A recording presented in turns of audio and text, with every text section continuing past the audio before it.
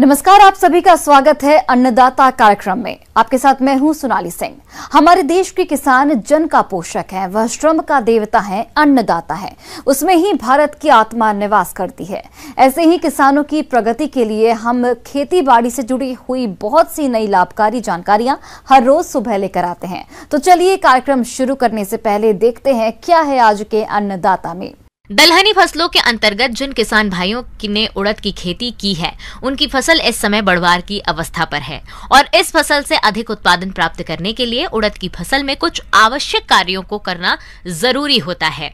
तो वो कौन कौन से जरूरी कार्य हैं, इसकी जानकारी के लिए मिलते हैं कृषि विभाग शहडोल के विषय विशेषज्ञ गुरप्रीत सिंह गांधी से। तो किसान भाइयों, आज हम बात कर लेते हैं उड़द की फसल की। तो वर्तमान जो समय है उसमें उड़द की फसल 20 से 25 दिन की हो गई होगी, जिसमें खरपतवार प्रबंधन करना एक सबसे महत्वपूर्ण कार्य है, क्योंकि ये जो खरपतवार हैं वो मुख्य फसल से जल, वायु, प्रकाश संश्लेषण, पोषण के लिए जो है प्रतिस्पर्धा करने लगते हैं, जिससे जो मुख्य फसल का उत्पादन है वो बहुत ही कम रह जाता है। साथ ही साथ ये जो खरपतवार है वो कीट और व्याधियों के लिए भी आश्रय स्थल का कार्य करते हैं। तो किसान भाइयों, मैं आपको सलाह देना चाहूँगा कि आप जो है निंदाई कोड़ाई के माध्यम से या हस्तचलित जो यंत्र है उसके माध्यम से खरपतवारों को मुक्त कर लें अपने खेतों से, जिससे जो है खरपतवारों से आपको निदान मिल सकेगा। अब हम बात कर लेते हैं इस फसल में जल प्रबंधन की। तो वर्तमान जो मौसम है वो वर्षा ऋतु का है, तो अभी जिन क्षेत्रों में अच्छी वर्षा हो गई होगी वहाँ पर तो सिंचाई की आवश्यकता नहीं है, लेकिन जिन क्षेत्रों में अभी वर्षा नहीं हुई है वहाँ पर आप 10 से 12 दिन के अंतराल में हल्की सिंचाई करते रहें, ताकि पौधों की जो है वृद्धि अच्छी तरह होती रहे। और जहाँ बारिश अधिक हो गई हो वहाँ पर आप जल निकासी के लिए चैनल बना लें, क्योंकि ये जो फसल है वो जल भराव के प्रति सेंसिटिव होती है, जिससे फसल को नुकसान हो सकता है। इसके बाद हम बात कर लेते हैं पोषण प्रबंधन की। तो किसान भाइयों, जहाँ पर शुरुआती स्टेज का जो है खाद आप दे चुके होंगे नाइट्रोजन, फास्फोरस, पोटास के रूप में, तो अभी भी जहाँ पर फसल थोड़ी सी कमज़ोर दिख रही होगी वहाँ पर आप घुलनशील जो है 19-19-19 1 किलो प्रति एकड़ की दर से आप इसका भी 200 लीटर पानी में घोल बनाकर आप इसका भी छिड़काव कर सकते हैं। और अगर फसल अच्छी है तो इसको डालने की आवश्यकता नहीं है, लेकिन जहाँ कमजोर दिखाई दे रही है वहाँ पर इसका उपयोग जो है कर सकते हैं। किसान भाइयों, उड़द की फसल को कीट और रोग अधिक नुकसान पहुँचाते हैं, जिसकी वजह से फसल के उत्पादन में कमी आ जाती है और किसानों को आर्थिक नुकसान का सामना करना पड़ता है। इसीलिए आप इनकी पहचान कर समय रहते नियंत्रण जरूर करें। किसान भाइयों, अब हम बात कर लेते हैं फसल सुरक्षा की। तो उड़द की फसल में लगने वाले जो प्रमुख कीट हैं उसमें एक सबसे महत्वपूर्ण कीट है बिहार हेयर कैटरपिलर और तंबाकू की इल्ली। ये जो दो कीट हैं वो सबसे ज़्यादा जो है नुकसान पहुंचाते हैं फसलों को, पत्तियों को जाली जैसा बना देते हैं और पौधे के लगभग सभी भागों को नुकसान पहुंचाते हैं। तो इसके नियंत्रण के लिए आप प्रारंभिक अवस्था में नीम तेल 5 ml प्रति लीटर पानी में घोल बनाकर आप इसका छिड़काव कर सकते हैं। और टी आकार की खूंटी लगा सकते हैं आप प्रति एकड़ 20 से 25। फेरोमोन ट्रैप का आप उपयोग कर सकते हैं। प्रकाश प्रपंच का उपयोग कर सकते हैं रात्रिकालीन कीटों के लिए। और अगर कीटों की संख्या आर्थिक क्षति स्तर से ऊपर चली गई है तो क्लोरोपेरिफास का 2 ml प्रति लीटर पानी में घोल बनाकर आप इसका भी छिड़काव जो है इसके नियंत्रण के लिए कर सकते हैं। इसके साथ ही एक और दवा है इमामेक्टिन बेंजोएट, आप इसका भी उपयोग कर सकते हैं। 0.5 ग्राम प्रति लीटर की दर से आप इसका भी 200 लीटर पानी में घोल बनाकर आप इसका भी छिड़काव कर सकते हैं। इसमें अगर हम बात करें मुख्य रूप से लगने वाले रोगों की, तो इसमें येलो मोज़ेक वायरस, जिसका मुख्य लक्षण होता है कि ये पौधों की जितनी भी पत्तियां हैं, सिराएं जो है उसको पूरा पीला कर देता है और फल नहीं बनने देता और प्रकाश संश्लेषण की क्रिया को रोक देता है। और ये प्रारंभिक अवस्था में 1 या 2 दिखते हैं आपको खेत में, लेकिन कुछ दिनों में पूरे खेत में फैल जाते हैं, जिससे 100% तक फसल का नुकसान हो सकता है। तो इसके नियंत्रण के लिए आप जो सबसे पहले तो है प्रारंभिक अवस्था में इसको उखाड़ कर पौधों को, जो संक्रमित पौधे हैं, आप उसको उखाड़ कर बाहर खेतों में 1 मीटर गड्ढा खोदकर आप उसमें दबा दें या जला दें। और इसका जो प्रसार करने वाली सफ़ेद मक्खी है, आप उसके नियंत्रण के लिए थायोमेथाक्साम 0.5 ml प्रति लीटर पानी की दर से घोल बनाकर आप इसका भी छिड़काव कर सकते हैं, जिससे निश्चित रूप से आपको इसमें नियंत्रण मिलेगा। तो किसान भाइयों, ये थी मेरे द्वारा बताई गई छोटी छोटी जानकारियाँ, जिसको आप ध्यान में रखकर उड़द की फसल का अधिक से अधिक उत्पादन ले सकेंगे। धन्यवाद। किसान भाई कृषि सह व्यवसायों के साथ मुर्गी पालन व्यवसाय को अपनाते हैं और अधिक लाभ भी कमाते हैं, लेकिन इस व्यवसाय में कई घातक रोगों का प्रकोप होता है। इन्हीं में से एक रोग कॉक्सीडियोसिस है। यह एक भयंकर परजीवी रोग है और इस रोग के कारण मुर्गियों के चूजे बहुत तेजी से मरने शुरू हो जाते हैं, जिससे यह व्यवसाय घाटे में बदल जाता है। तो आप कैसे करें इस रोग की पहचान और समय रहते उपचार, आइए जानते हैं डॉक्टर सुशील प्रसाद से। कॉक्सीडियोसिस नामक बीमारी जो मुर्गियों में होती है और अन्य पशुओं में भी होती है, तो इसमें खास तौर से ये देखा जाता है, जिसे हिंदी में हम खूनी दस्त भी कहते हैं। खूनी दस्त कहने का मतलब हुआ यानी कि डायरिया के साथ ब्लड भी आए। तो इसे जानने के लिए आपको खूनी दस्त के लिए आप मुर्गियों में देखेंगे कि मुर्गियां जो है वो सुस्त पड़ जाती हैं और साथ में भोजन ग्रहण करना भी कम कर देंगे। और आप सबसे बड़ा लक्षण देखेंगे कि मुर्गियों का पंख जो है थोड़ा खड़ा हो जाता है और साथ में डायरिया होगा, और डायरिया में आपको ब्लड टिन जिसे कहते हैं हम, वो मिलता है। तो इसके लिए आपको ख़ास तौर से इसका जो ब्रॉयलर पालन कर रहे हैं तो उनके लिए 3 सप्ताह पर इसका प्रकोप ज़्यादा होता है, और अगर आप लेयर मुर्गियां रख रहे हैं तो ये किसी भी समय हो सकता है। और इसके होने का कारण ये है कि कॉक्सीडिया एक परजीवी है, जिसके अंडे आपके लीटर यानी कि जो बिछावन मुर्गियों का बिछाते हैं, अगर उसमें नमी है तो उस समय आपको ये मुर्गियां जो है वो भोजन के साथ में उसके अंडे को भी ग्रहण कर लेती हैं, और वो उसके शरीर में जाकर आंत में ये कॉक्सीडिया जो है मल्टीप्लाई करता है, और साथ में इनको एक इंटेस्टाइन के अंदर में आपका, तो इस तरह के, और एक साथ में हो सकता है कि बहुत ज़्यादा तादाद में आपकी मुर्गियां या चूजे मरने लगें, तो आप इसका पोस्टमार्टम अवश्य कराएं। पोस्टमार्टम कराने पर आपको ये पता लग जाएगा कि ये कॉक्सीडिया से मर रही है, तो कॉक्सीडिया के उपचार पर आप देखें। कॉक्सीडियोसिस रोग से बचाव के लिए सबसे जरूरी है इसके लिए साफ सफाई।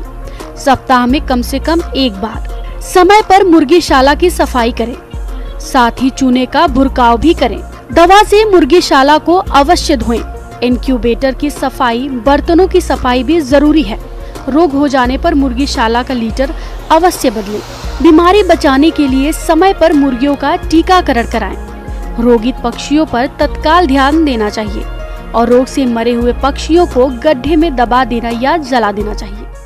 कॉक्सीडिया में खास तौर से कुछ दवाएं हैं जिसको कि आपको समय समय पर, अगर आप डीप लीटर में मुर्गी पालन कर रहे हैं तो समय समय पर इसे आप चलाएं। 1 महीने 2 महीने के अंतराल पर अगर आपके यहाँ प्रकोप होता है तो इसे एम्प्रोलियम नाम की दवा आती है। एम्प्रोलियम आप इसे पानी में घोल कर भी दे सकते हैं।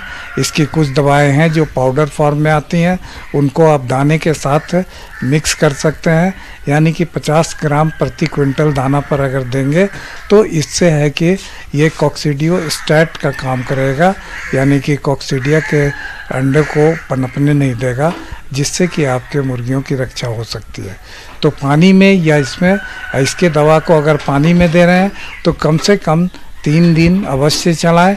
3 दिन तक के बाद ही, ऐसा नहीं कि 1 दिन दवा देकर छोड़ना नहीं है। और इससे करने पर और बचाव के लिए आप लीटर का मैनेजमेंट समय समय पर, आप जो बिछावन बिछाए हैं उसमें आप चूना मिलाकर उसे उलट पुलट करें, तो इससे उसके अंदर का मॉइस्चर ख़त्म होगा। खास करके बरसात शुरू होने पर इस बीमारी का प्रकोप ज़्यादा होता है। इन बातों का आप ध्यान रखेंगे तो कॉक्सीडिया से निजात मिलेगी। हमारे प्रदेश के अनेक किसान भाई सब्जियों की खेती करके अच्छा लाभ कमाते हैं। तो इसी लाभ को देखते हुए यदि आप भी खरीफ में लौकी की खेती करना चाहते हैं तो इसके लिए उन्नतशील किस्मों का चयन कर वैज्ञानिक तकनीक से बुआई कैसे करें, इस बारे में जानकारी के लिए देखिए कार्यक्रम का यह अंश। घिया कद्दूबरी ये की एक बहुत महत्वपूर्ण फसल में से एक फसल है। यहाँ पे घिया साल में 2 बार लगा सकते हैं, दोनों सीजन में लगा सकते हैं। गर्मी की फसल भी लगा सकते हैं और बरसात की फसल भी लगा सकते हैं। इसकी खेती विभिन्न प्रकार की भूमियों में की जा सकती है, किंतु उचित जल धारण क्षमता वाली जीवाश्म युक्त हल्की दोमट मिट्टी इसकी सफल खेती के लिए सर्वोत्तम मानी गई है। खेत की पहली जुताई मिट्टी पलट हल से करनी चाहिए। इसके बाद 2 जुताई कल्टीवेटर से करके पाटा लगाकर खेत को समतल कर लेना चाहिए। लौकी की किस्में। वैसे तो आज के समय में कई तरह की उन्नत प्रजातियों का विकास हो चुका है, जिसे किसान अपनी आवश्यकता के अनुसार बुआई में ले सकते हैं, जो इस प्रकार से हैं। Arka Bahar, Punjab Gol, Pusa summer prolific round, Pusa summer prolific long, Pusa Sandesh, Pusa नवीन, पूसा हाइब्रिड 3 दोनों ऋतुओं में खेती की जाती है। फल 60 से 65 दिनों में निकलने लगते हैं। घिया में जो सिफारिश उर्वरक खाद है वो 80 से 100 kilo nitrogen, 40 kilo phosphorus, 40 kilo potash प्रति हेक्टेयर की दर से वो खेत की जब तैयारी करते हैं तब इसको डालते हैं। किसान भाइयों, खेत की प्रारंभिक जुताई से पहले गोबर की खाद को समान रूप से ट्रैक्टर या बखर या मिट्टी पलटने वाले हल से जुताई कर देनी चाहिए। नाइट्रोजन की आधी मात्रा और फास्फोरस एवं पोटाश की पूरी मात्रा अंतिम जुताई के समय खेत में डालना चाहिए। नत्रजन की शेष मात्रा को 2 बराबर भागों में बांटकर 2 बार में 4 से 5 पत्तियां निकलने पर और फूल निकलते समय पौधों के चारों ओर देनी चाहिए। किसान भाइयों, फसल को कीट रोगों से बचाव के लिए बीज को बुआई से पूर्व फफूंदी नाशी दवा थीरम या कार्बेंडाजिम 2 ग्राम प्रति किलो बीज की दर से करना चाहिए। लौकी की फसल के साथ अनेक तरह के खरपतवार उगाते हैं, अतः इनकी रोकथाम के लिए 2 से 3 बार निराई गुड़ाई करके खेत को खरपतवारों से मुक्त रखें। इसमें खड़ी फसल में नियमित रूप से सिंचाई करते रहना चाहिए, क्योंकि जैसे ही मॉइस्चर स्ट्रेस लगा, इसको नमी का सूख लगा, तो इसमें फ्लावर्स का झड़ना शुरू हो जाएगा और इसकी जो लंबाई में ग्रोथ हो रही है फल की वो भी चेक हो जाएगी। किसान भाई, फसल की निरंतर निगरानी करते रहें और कीट रोगों का प्रकोप दिखाई देने पर समय रहते नियंत्रण उपायों को अपनाएं, तो आपकी फसल कीट रोगों से मुक्त रहेगी और अच्छी पैदावार मिलेगी। फलों की तुड़ाई उनकी जातियों पर निर्भर करती है। फलों को पूर्ण विकसित होने पर कोमल अवस्था में पौधों से तुड़ाई कर लेना चाहिए। इस प्रकार किसान लौकी की बुआई करके अच्छी पैदावार ले सकते हैं।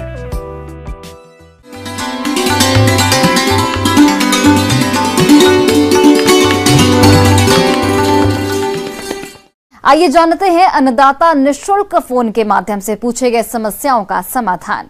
जैसा कि आप जानते हैं कि औषधीय पौधों का जो व्यावसायिक खेती का महत्व पूरे देश में इस समय बहुत ज़्यादा से ज़्यादा वृद्धि हुई है। इसका कारण है कि इसकी जो गुणवत्ता है वो उसमें कोई प्रकार की दुष्प्रभाव नहीं होता और इसके जो एफिकेसी है, जो गुण है, वो काफ़ी कारगर हो रहे हैं। तो एक प्रकार से औषधीय पौधे किसानों की खेती करने के लिए एक बहुत ही बड़ा वरदान है और आप ऐसा कह सकते हैं कि आप बूटी से रोटी कमा सकते हैं। यानी औषधीय पौधों की खेती करके आप अपनी आजीविका पूरी तरह से चला सकते हैं। आयुर्वेद विश्व की सबसे प्राचीन चिकित्सा पद्धति है और इसमें औषधीय पौधों का उपयोग किया जाता है। कोरोना काल के समय देश दुनिया में औषधीय पौधों की मांग में बहुत अच्छी बढ़ोतरी हुई और औषधीय पौधों की खेती करने वाले किसानों ने अच्छा लाभ कमाया। भारत के अधिकांश किसान पारंपरिक फसलों के उत्पादन से जुड़े हुए हैं और अपने खेतों में गेहूं, चावल, मक्का, गन्ना, सरसों, मूंगफली आदि की बुआई करते हैं, जबकि औषधीय फसलों में सर्पगंधा, अश्वगंधा, ब्राह्मी, कालमेघ, कौच, सतावरी, सहजन में औषधीय पौधों की खेती से किसान प्रति इकाई क्षेत्र से ज्यादा आमदनी कमा सकते हैं। लेकिन इसमें आपको कुछ जो परंपरागत ज्ञान है और जो कुछ विज्ञान के द्वारा अभी जो अनुसंधान हुए हैं, उन दोनों के ज्ञान को आपको मिलान करके, जोड़ करके समझने की आवश्यकता है। क्योंकि औषधीय पौधों की जब भी हम खेती करते हैं तो उसकी गुणवत्ता ऐसी होनी चाहिए कि उसकी जो एफिकेसी है, जो उसका प्रभाव है, वो बिल्कुल बना हुआ रहे और जो क्वालिटी पैरामीटर है उस पर खरा उतरे। इसमें सबसे अच्छा है सीजन गिलोय का। गिलोय की कटिंग जिसमें 2-3 गांठ हो, उसे आप कटिंग करके अपने नर्सरी तैयार करके आप उसकी व्यावसायिक खेती कर सकते हैं। ये जो अभी मानसून का सीजन है, ये बिल्कुल वरदान है किसानों के लिए औषधीय पौधों के व्यावसायिक खेती करने के लिए। अगर प्रमुख औषधीय फसलों की बात करें तो इनमें है सहजन। सहजन में 90 तरह के मल्टीविटामिन्स, 45 तरह के एंटीऑक्सीडेंट गुण और 17 प्रकार के अमीनो एसिड पाए जाते हैं, इसलिए साल भर इसकी मांग बनी रहती है। लेमन ग्रास को आम भाषा में नींबू घास कहा जाता है। भारतीय लेमन ग्रास के तेल में विटामिन ए और सिंट्रोल की अधिकता होती है। लेमन ग्रास से निकलने वाले तेल की बाजार में बहुत मांग है। सतावर को शतावरी के नाम से भी जाना जाता है। सतावर एक औषधीय फसल है। इसका प्रयोग कई प्रकार की दवाइयों को बनाने के लिए होता है। बीते कुछ वर्षों में इस पौधे की मांग बढ़ी है। अश्वगंधा, ये एक झाड़ीदार पौधा होता है। इसकी जड़ से अश्व जैसी गंध आती है, इसलिए इसे अश्वगंधा कहते हैं। ये अन्य सभी जड़ी बूटियों में सबसे अधिक प्रसिद्ध है। इसी तरह से और भी कई क्षेत्रीय औषधियां हैं जिनकी खेती किसान कर सकते हैं। उसी तरह से घृत कुमारी एलोए वेरा, जिसमें अभी कॉस्मेटिक के लिए एक बहुत ही बड़ी इंडस्ट्री है एलोए वेरा के लिए, और इसमें हैंड सैनिटाइजर भी इससे बनाया जा रहा है।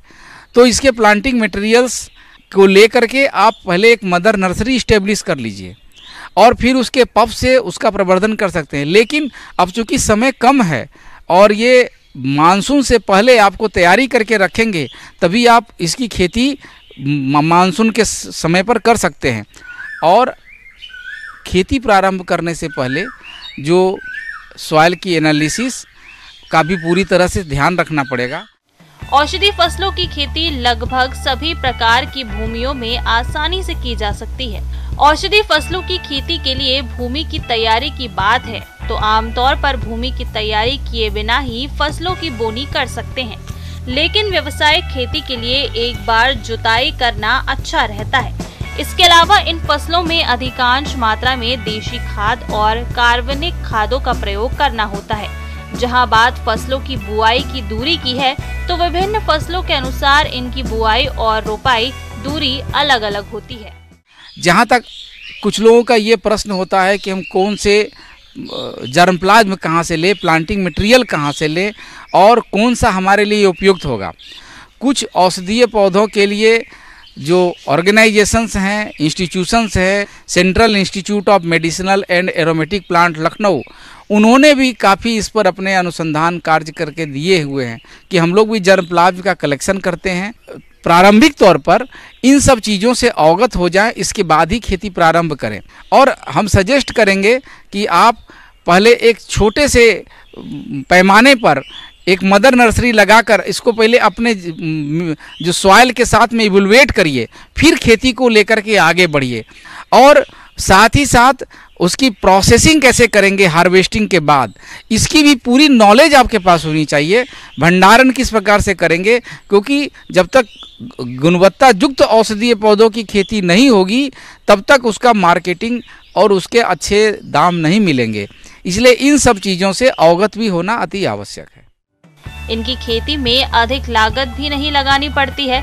साथ ही फसलों की देखरेख और प्रबंधन पर उतना ध्यान नहीं देना पड़ता जितना कि पारंपरिक फसलों पर देना पड़ता है।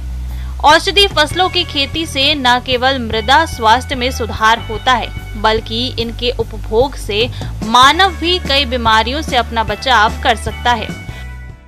किसान भाइयों से ये भी मैं अनुरोध करूंगा कि अगर आपको औषधीय पौधों से या सुगंधित पौधों से के विषय में कोई भी किसी भी प्रकार की जानकारी प्राप्त करनी है तो आपका हम सहर्ष स्वागत करते हैं और आपको हम सही मार्गदर्शन करने की कोशिश करेंगे ताकि आप औषधीय पौधों की व्यावसायिक खेती करके आप अपनी आजीविका के साथ साथ राष्ट्र को एक गुणवत्ता युक्त औषधीय उत्पाद दे सकते हैं और इस क्षेत्र में आप आगे अग्र। किसान भाइयों, कृषि संबंधित समस्या या सुझावों के लिए आप हमें इस पते पर संपर्क कर सकते हैं। प्रोड्यूसर अन्नदाता news 18 Madhya Pradesh Chhattisgarh, Ramoji film city Hyderabad 501512। साथ ही आप हमें ईमेल भी कर सकते हैं। हमारा ईमेल आईडी है p18annadatamp@news18.com। इसके अतिरिक्त आप हमें निःशुल्क हेल्पलाइन नंबर 18008892 पर सोमवार से शनिवार सुबह 10 से शाम 4 बजे के बीच संपर्क कर सकते हैं। अब समय हो रहा है आपसे विदा लेने का। कल फिर से आपसे मुलाकात होगी कृषि से जुड़ी महत्वपूर्ण जानकारियों के साथ। नमस्कार।